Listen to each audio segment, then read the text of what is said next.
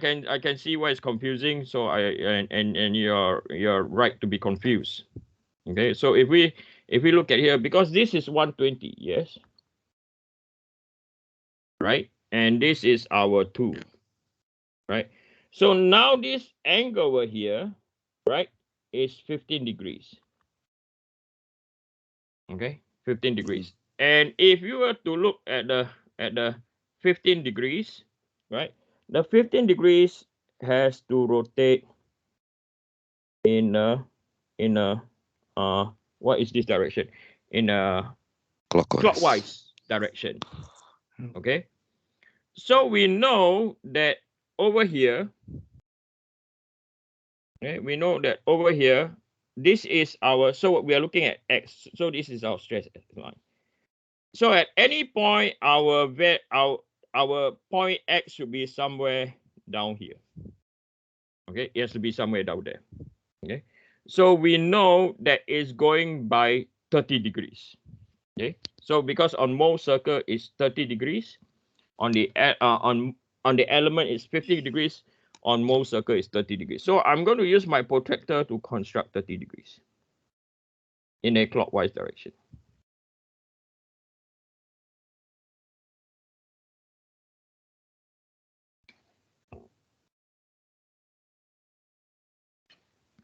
Now, some of you might ask me why, right?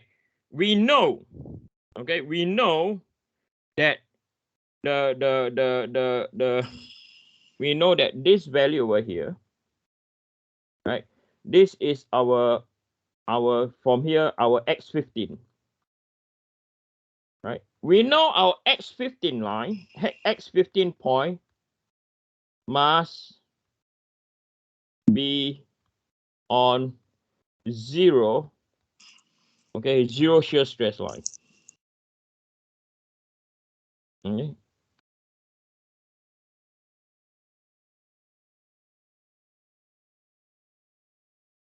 It must be on the 0 shear stress line because it states, right, there is 0 shearing stress on your x15. Why I call it x15 now, or you if you want to call it, this can be also be y15 depending, or y75. Okay, let me this can be also become y75. They are the same point. Okay, right? So from here we can calculate. So we know that this is 30 degrees, right? And we know the distance from here to here.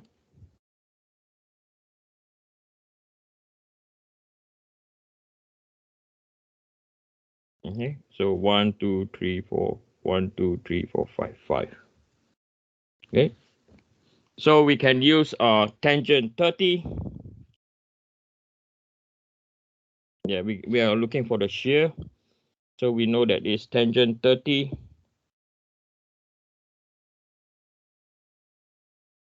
is equal to shear x15 divided by 5.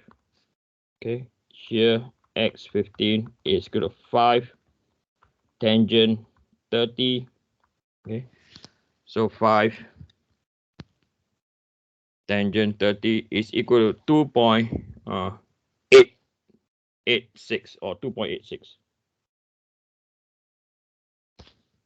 69 megapascal. Okay, then from here, right, from here we can calculate what is our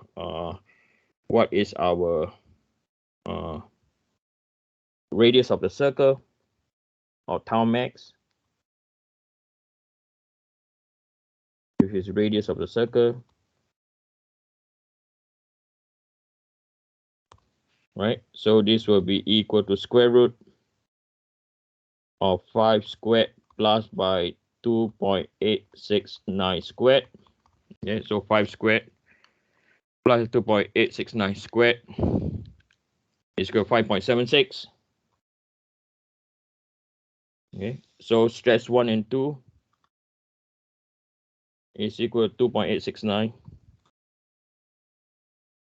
plus or minus 5.76, 5.765. Okay, so 2.869 plus 5.765. 8.6. Oh, hey, did I do something wrong? Yeah, I did. Is in fact 7. Sleeping. 7 plus 5.765 is equal to 9.765. Hey, 7 plus 5.765. Today, my fingers are not very right. 12.765. And the other one is 7 minus 5.765 is equal to 1.235. So I'm just going to eyeball this. Okay, since we know the center of the circle, 1.2, so it's somewhere around here. 2.7, somewhere about there. And then the shear is 5.76. Again, this is just eyeballing, okay?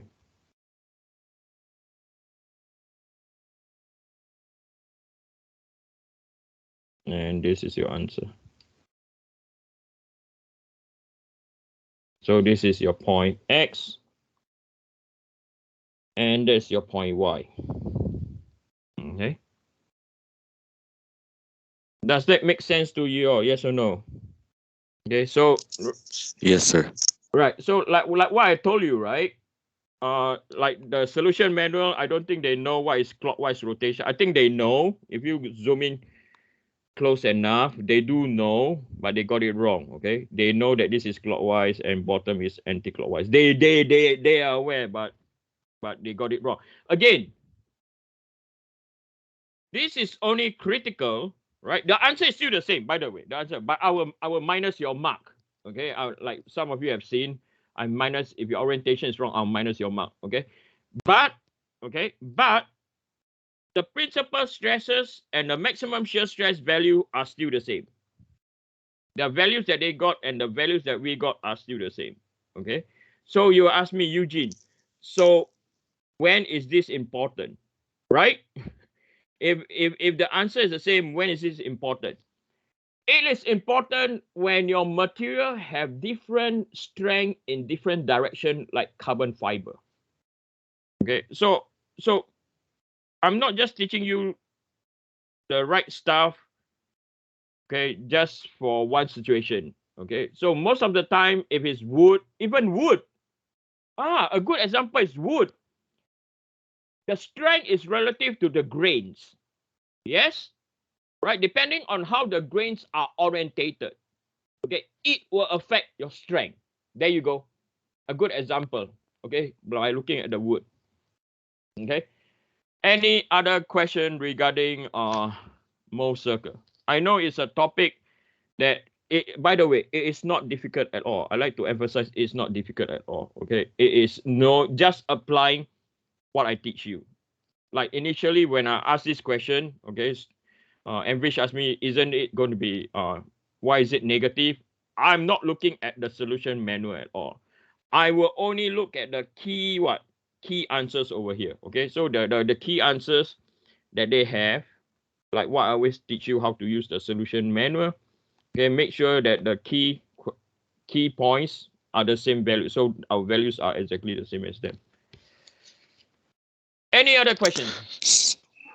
Sir, so as such, there is no point in putting shear stress positive or negative, right? It's both, right? Positive and negative, because it's both side of the axis. It is dependent on the rotation on the element.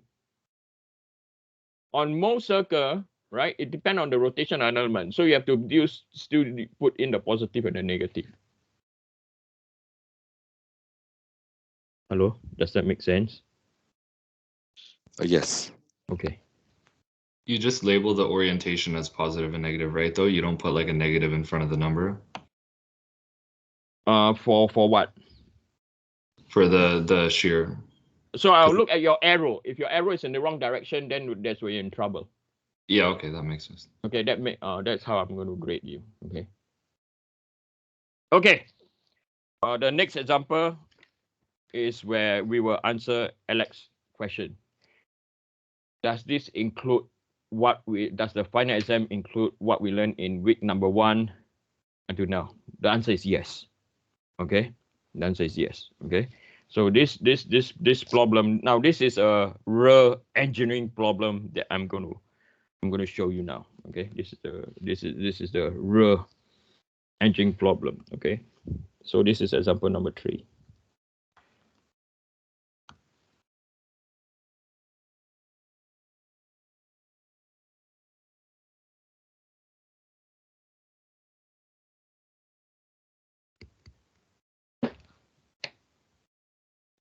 Okay.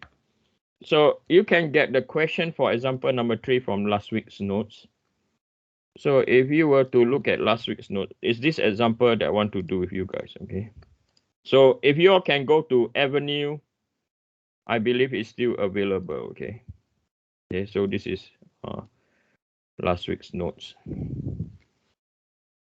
Hold on, guys. I'm going to get out of my OneNote, okay? It's doing stupid stuff on me. And I'm going to go back in to see whether is it still doing some stupid stuff on me. Yeah, it's still doing stupid stuff on me. Is when I move my finger, I want to move the page, not draw anything. But anyway, sort it out later. Okay, so we are going to look at this question over here, and I'm going to copy more stuff over.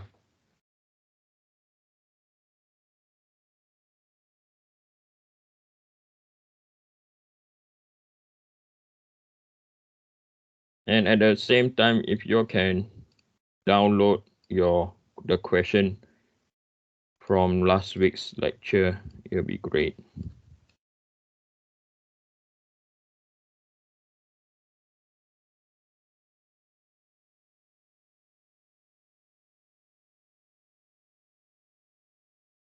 And I'm going to take my time to explain this question to you, okay?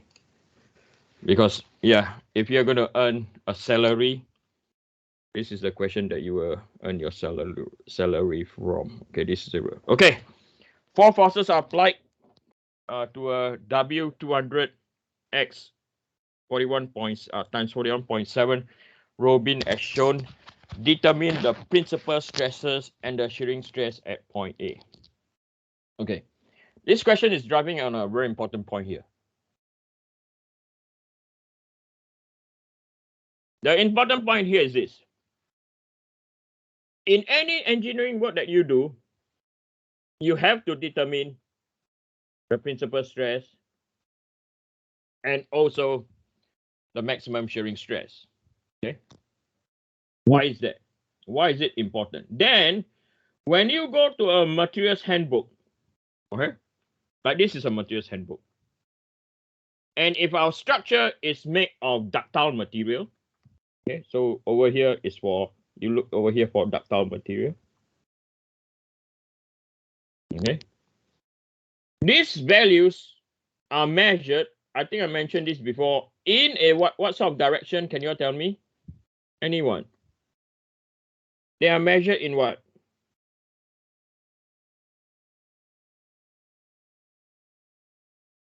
Okay.